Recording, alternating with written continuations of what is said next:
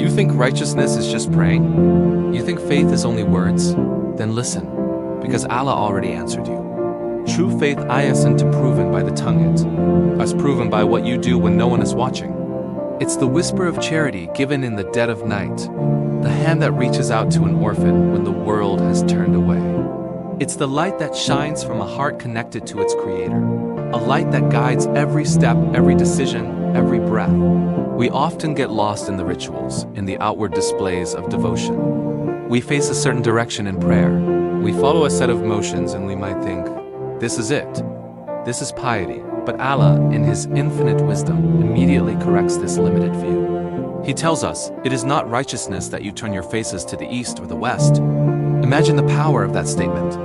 It is a direct address to a community that might have been arguing over the direction of prayer, getting lost in the details while missing the very essence of faith. Allah is telling us, look deeper. Your physical direction is secondary to the direction of your heart. So what is true righteousness? What is the core of this faith that pleases our Lord? Allah Himself defines it for us, clearly and beautifully. He says, but true righteousness is in those who believe in Allah, the last day, the angels, the book, and the prophets. This is the foundation. It's an unwavering belief in the unseen, a complete trust in the divine plan, and a love for the messengers who brought us this guidance. It's accepting the entire framework of faith, not just picking the parts that are convenient. This belief isn't just a mental agreement. It's a conviction that settles deep within the soul and changes how you see the world. But this belief, this iman, cannot remain dormant in the heart. It must manifest. It must become action. Allah continues the definition. Who give their wealth in charity even when they love it the most, to the relatives, the orphans, the poor and the needy, the traveler, and to those who ask for the freeing of slaves. Notice the emphasis. Giving wealth even when you love it. This isn't about giving your leftovers or what you can easily spare. It's about sacrifice. It's about detaching your heart from the love of this world and attaching it to the love of Allah. True charity is a test of love. Do you love your wealth more, or do you love the pleasure of your Creator more? The list of recipients is also profound. It starts with those closest to you and expands to encompass all of humanity in need. It teaches us that our responsibility begins at home and radiates outward, leaving no one behind. Faith is not about direction. It's about connection to God, and through that, connection to His creation. And righteousness doesn't stop at charity. The verse continues, listing the pillars of a righteous life, who establish prayer and pay the zakah, who are faithful to their promises when they make them, and who are patient in pain and adversity and throughout the battle. Here we see the structure of a believer's character. They are consistent in their prayers, fulfilling their financial obligations to the community. They are people of their word. Their promises are sacred bonds, not empty phrases. And perhaps most importantly, they are patient. They endure hardship, sickness, and poverty without losing their faith. They stand firm during times of conflict and trial. This patience, this sabr, is not passive resignation. It is active endurance, a steadfast resolve that comes from knowing that Allah is with those who are patient. This is the complete picture of a righteous person, one whose belief is strong, whose actions are generous, and whose character is unshakable. Anyone can claim faith when life is easy. It's simple to speak of belief when the sun is shining and your path is smooth. But the true test, the moment where faith is forged into certainty, is when the storms arrive. Allah sees who stands firm when the winds of trial begin to blow.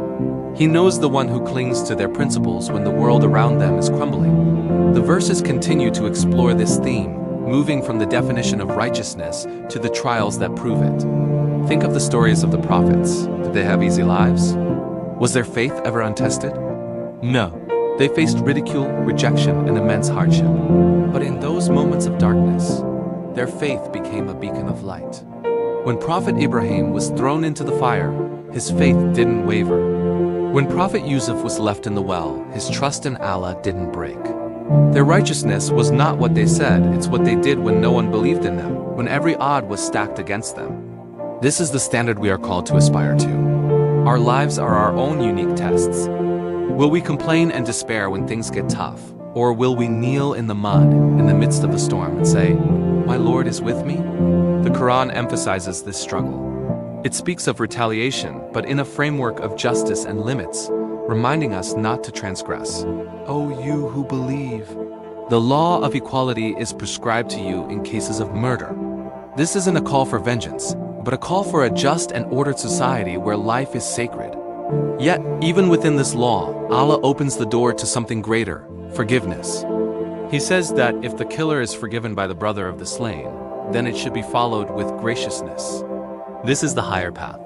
Justice is the floor, but mercy and forgiveness are the ceiling. It takes immense strength to forgive, a strength that only comes from a heart filled with true faith. It's an action that defies our basic human instinct for revenge, and in that defiance, we find a closer connection to the most merciful. Faith without action is just noise. It's an empty declaration that carries no weight on the day of judgment. But action with faith, that becomes light. It's a light that illuminates your own path and guides others. It's the tangible proof of the belief you hold in your heart. Every act of kindness, every word of truth, every moment of patience becomes a testament to your faith. It's in these actions that your righteousness is truly defined. It's not about achieving perfection, but about the constant, sincere effort to live by these principles, to struggle for the sake of Allah, even when you stumble. Then, Allah commands us to stand for justice, a theme that runs powerfully through the Qur'an.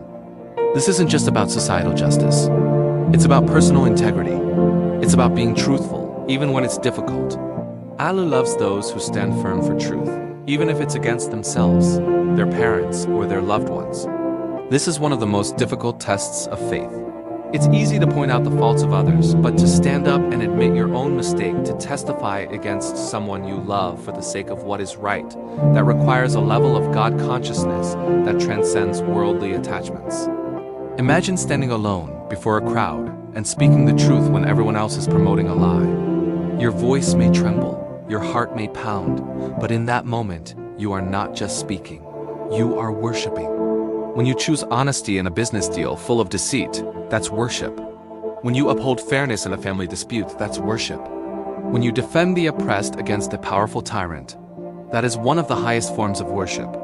Your stance for justice becomes a prayer in action, a reflection of your belief in Allah, the most just. The verses then move to the command of fighting in the cause of Allah, but it is framed with strict ethical boundaries. Fight in the cause of Allah, those who fight you but do not transgress limits. For Allah loves not transgressors. This isn't a license for aggression. It's a reluctant permission for defense with a powerful warning attached. The limits of God must be observed even in the heat of battle. You cannot harm non-combatants. You cannot destroy crops. You cannot act out of hatred or rage. The fight must be for the cause of God, to stop oppression and establish justice, not for personal glory or worldly gain. This shows that even in the most extreme circumstances, a believer's actions are governed by divine principles. Our faith must guide our conduct in war as much as it guides it in peace. So let's return to the beginning. You think righteousness is prayer alone? Then you've missed the whole message. You've missed the orphan who needs your care, the neighbor who needs your support, and the truth that needs your voice. You've missed the call to be patient in hardship and just in all your affairs. Prayer is the pillar, the essential connection that fuels everything else. But it's not the entire building. The building is your life, your character, your impact on the world. Faith isn't what you show Allah. It's what Allah sees when no one else does. It's the integrity you maintain in private, the charity you give in secret, the tears you shed in the middle of the night, begging for His forgiveness and guidance. It's the battle you fight against your own ego every single day. The righteous don't wait for signs from the heavens to tell them what to do. Their faith, embodied in their actions, becomes a sign for others. They become the proof. They become the light.